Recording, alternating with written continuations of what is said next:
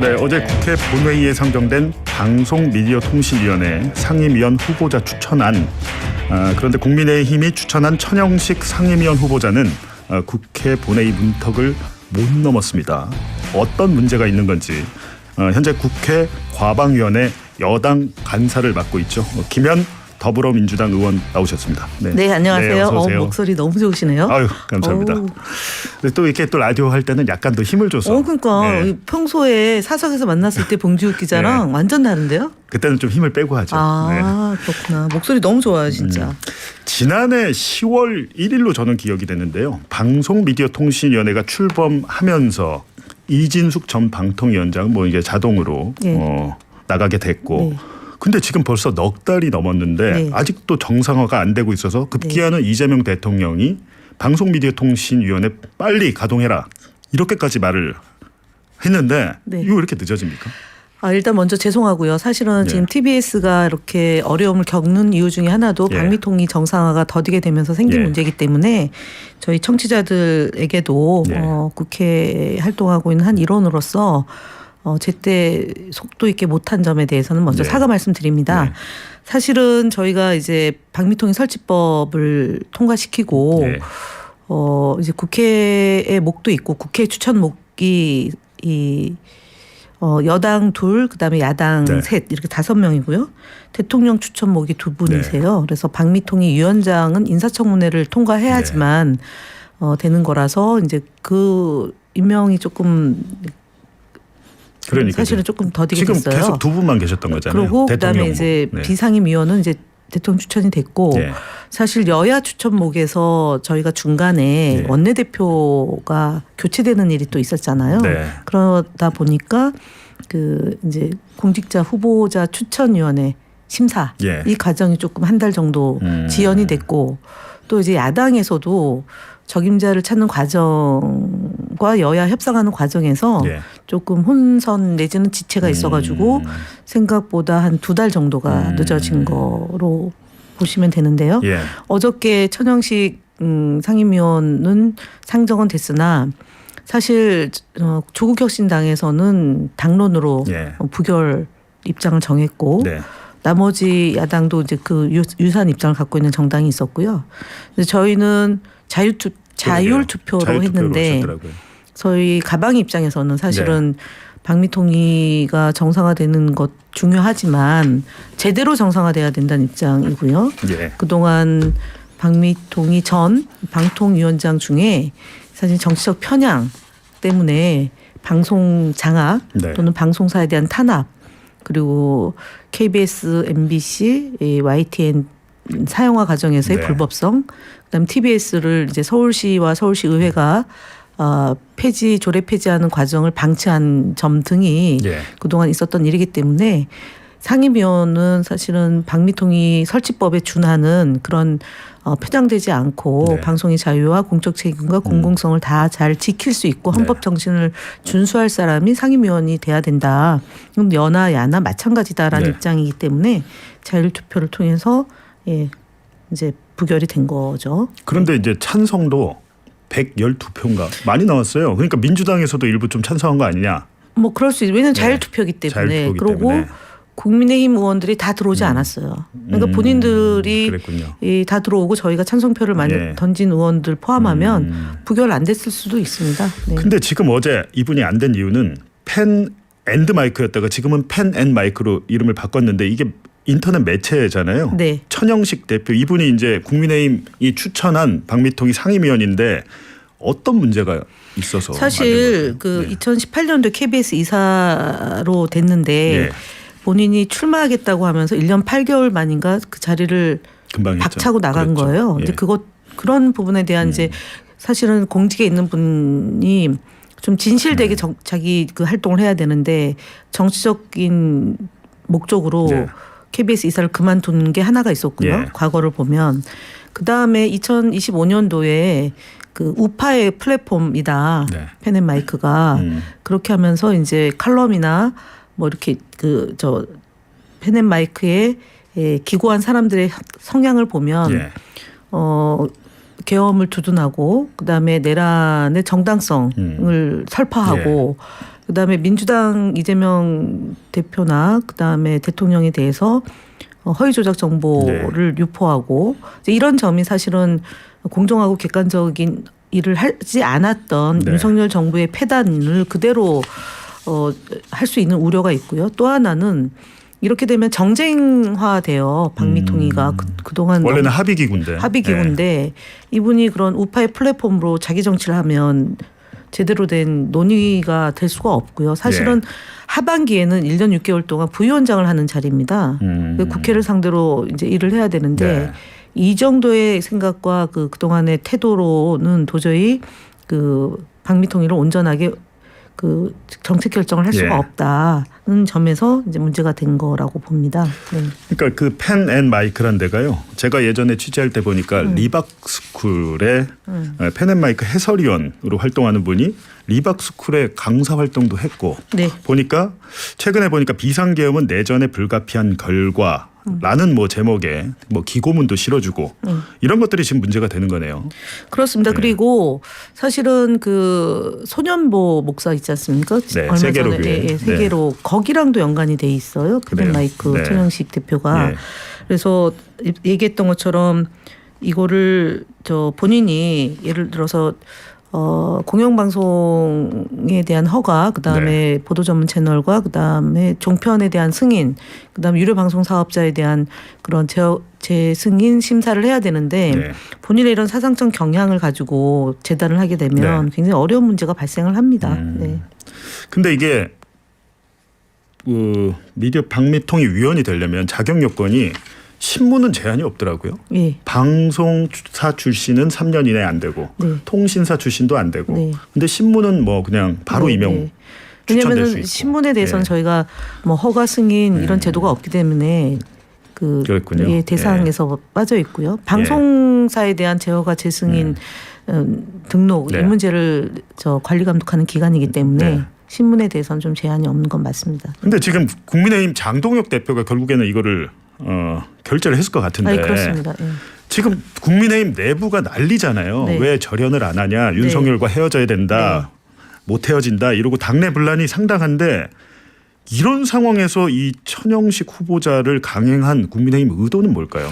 결국은 윤 어게인 그다음에 내란 계엄 이런 부분에 대해서 절연을 못하고 그런 지지 세력을 등에 업고 계속 정치를 하겠다, 정당을 운영하겠다라는 시그널이라고 보는 거죠. 지금 실제로 어저께 MBS 여론조사나 아니면 오늘 갤럽 여론조사를 보더라도 그런 소위 보수 쪽에서도 그 국민의힘에 대한 부정적 여론이 높아지고 있는데 그렇더라고요.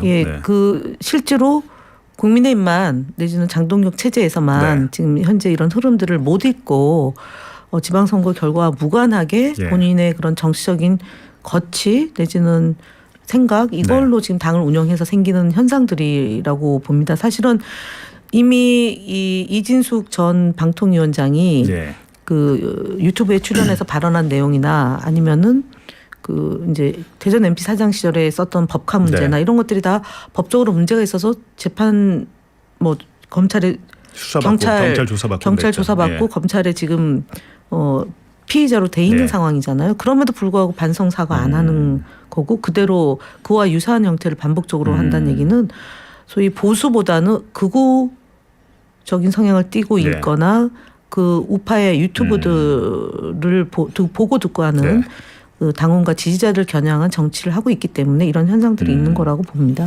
그렇다면 이 천영식 후보자는 다시 이렇게 본회의에 올라오거나 할 수는 못하죠. 부결됐기 때문에. 부결됐기 때문에 끝나고 그렇습니다. 다시 올릴 수는 없고. 없습니다. 그럼 다른 사람을 또 찾아야. 왜냐하면 국가인권위원회도 사실은 지난번 2025년도에 이런 유사한 일이 있어가지고 저희가 그 비상임위원을 국민의힘이 추천했으나 부결된 사례가 있고요. 인권위원회 상임위원도 그랬습니다.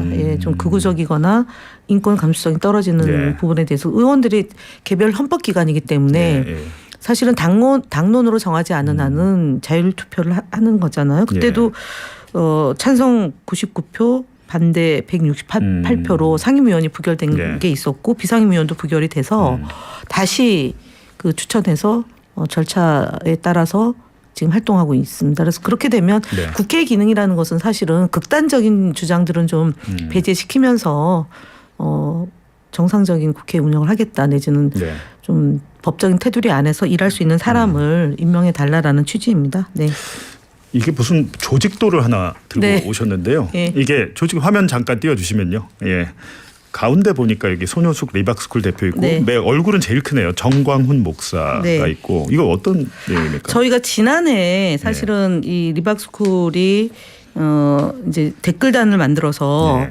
여론을 조작한다라는 것이 오랫동안 이제 있었는데 네. 수면 밑에 있다가 수면 위로 올라온 게 이제 작년 대선 대선 국면에서 기간이었죠. 나왔어요. 그리고 특히 이제 정광훈 목사의 경우는 딸이 네, 알뜰폰 하면서 여기에서 이제 이 조직적인 활동을 하는 게 이제 포착이 돼서 한번 추적을 해봤더니 이제 김문수 그때 대통령 후보가 이제 야인 시절에 네. 주장했던 내용이 있고 이제 김문수 투입비를 통해서 이제 홍보한 게 있고 네. 그리고 자유연대 대표도 이제 같은 공간을 쓰거나 아니면 활동을 한 게 있고 그리고 육사 총구국 동지회하고 군 구국동지연합회가 리박스쿨하고 같은 사무실을 썼어요. 같은 그래서 건물에 같은 있고요. 건물, 같은 사무실에 현판 붙이고 있어서 네.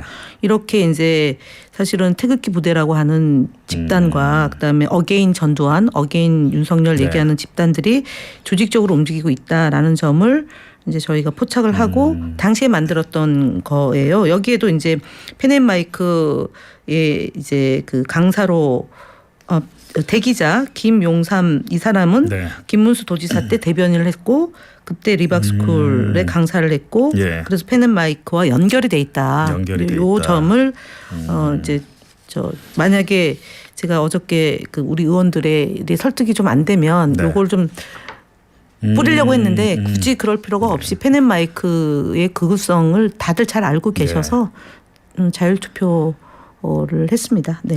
예, 알겠습니다. 그러니까 방미통이고 왜 빨리 정상화돼야 되느냐. 네. 그 이유 중에 하나가 지금 올림픽 동계올림픽 하고 있는데 동계올림픽 하는 줄도 모르시는 분들 있으세요. 네. 예.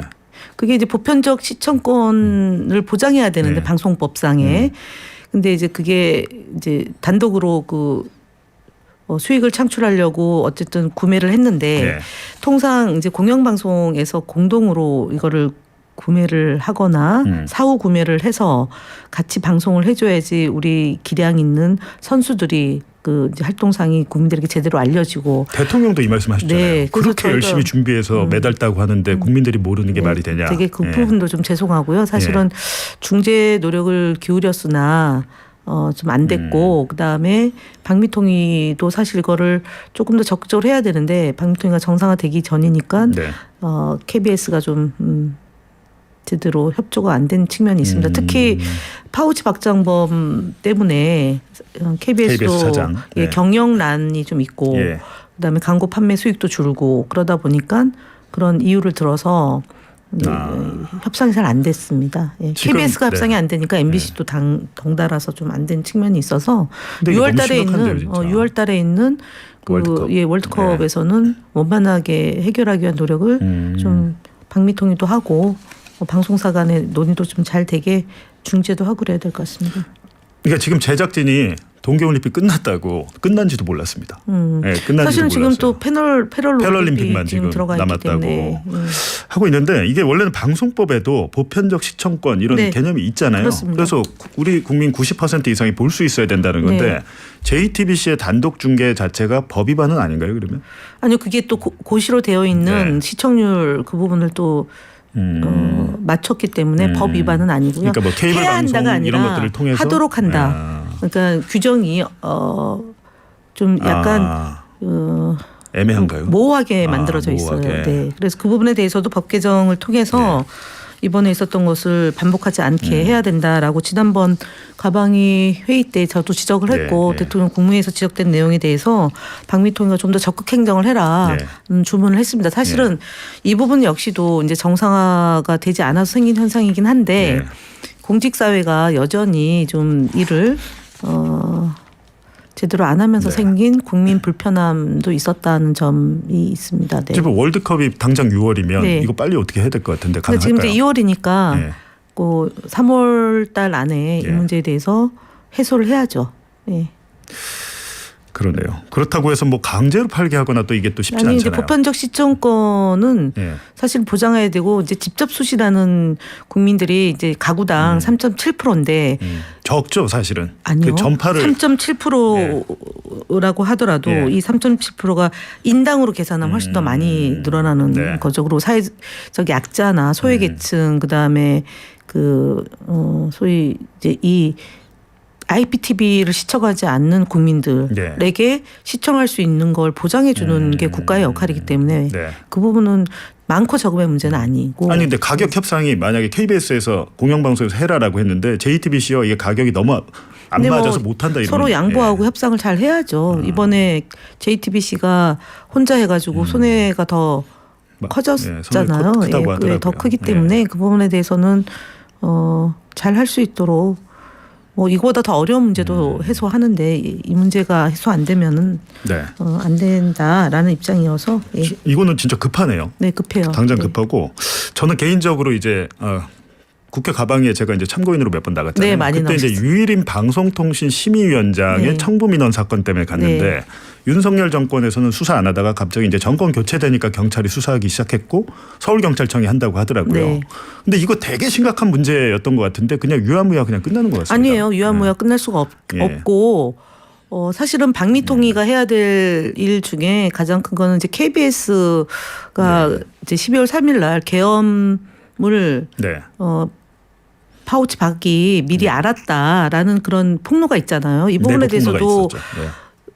그 자체 감사가 있고 그다음에 그 감사 결과를 방미통위에 알려와야 되고요. 예. 그다음에 이제 MBC에 대한 이런 방미통심위에서 예. 있었던 그 법정 제재, 예. 과도한 법정 제재 그걸로 인해서 변호사비를 가다 지출해서 그 손해를 입힌 문제도 있지 않습니까? 네. 그다음에 이인 구조에서 결정한 것이 법원에서 불법하다는 판단들이 있었던 이 네. 문제도 해야 되고 그다음에 YTN 문제도 사용화 과정에서 불법성이 이미 저희 국회에서 지적한 네. 내용이 있고 민원 사주도 진술을 번복했잖아요. 네. 양심 선언을 한 공익 제보자도 있고 네. 또 구체적인 공익 제보자가 있기 때문에 이 문제를 방미통위가 네. 자체 감사를 직접 감사를 할 수 있어요. 예. 그리고 보고를 받아야 되고 그리고 청문 절차도 있어요. 사실은 방미통위가 할 수 있는 역할과 내용이 많이 있기 때문에 빨리 정상화되겠네요. 예, 정상화되면 네. 제가 볼 때는 이번 그 국정감사 전에 결과치를 네. 내놓지 않으면 사실 방미통위가 국민들의 지탄을 받게 돼요.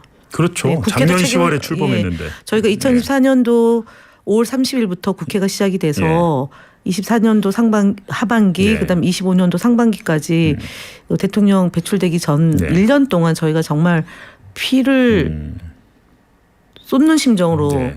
그다음 뼈를 갈아 넣어서 저희가 법안 만들고 방송 장악에 대한 진상 규명을 한 네. 거잖아요.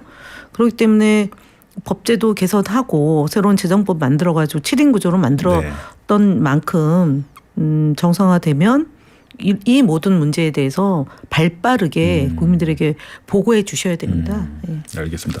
하반기 그러니까 국회 임기 남은 하반기에도 국회의원 임기 남은 하반기에도 과방위에 계신 네, 겁니까? 저는 가방위를 통해서 예. 사실은 방송 정상화 그다음에 이제 방통위 안에서 벌어졌던 숱한 직원에 대한 탄압 네. 문제도 있잖아요. TV조선 재승인 재승인 예. 과정에서 예. 지금 2명의 공직자가 예. 감옥에 갔다가 지금 보석 예. 상태로 조사받고 있고 예. 한상혁 위원장도 정상적인 활동을 할 수 없는 네. 상황인데 이제 그 문제가 좀 바로잡는 것도 있고 그다음에 텔레비전 수신료가 사실은 정상화되는 게 네. 필요하고요. 예. 공영방송이 정상화돼야지 나머지 이제 소위 민주주의나 이런 대통령의 국정 과제가 네. 또 온전하게 뒷받침될 수 있는 그런 여론 형성도 필요합니다. 네. 개인적으로 지금 KTV에서 뭐 국무회의를 생중계하고 있죠. 네. 있는데요. 사실은 정상적인 방송사 구조라면 키사가 공영방송에서 잡고 국민들에게 볼 수 있도록 그것도 보편적 시청권에 해당한다고 저는 생각합니다. 왜냐하면 국정 운영이 제대로 되는지 국민들이 감시하고 감독하는 기능이 있어야 네. 되는데 KTV로는 역부족입니다. 아니, 대통령 국무회의는 많이 봐요 또. 아니 근데 그걸 보더라도 공영방송을 그렇죠. 통해서 보는 거하고 KBS에서 나오면 더 좋죠. 하는 거하고 다릅니다. 그리고 또 하나는 사실은 남북관계가 또 어떻게 급진전될 수도 있잖아요. 북미관계 이런 것도 사실은 공영방송을 통해서 국민들이 볼 수 있어야 되는데 그 부분에 대한 논의가 제대로 안 되고 있는 거죠. 네, 알겠습니다. 시간이 없어서 여기까지 하고 다음에 또 월드컵 해결하시면 한번 오시는 걸로. 알겠습니다. 알겠습니다. 지금까지 국회 과방위 100% 뭐라고 할까? 저는 여전사라고 부르고 싶은데 저는 그 현장에서 많이 봤기 때문에 정말 열심히 하시는 과방위 민주당 간사 김현 의원이었습니다. 고맙습니다. 네, 감사합니다.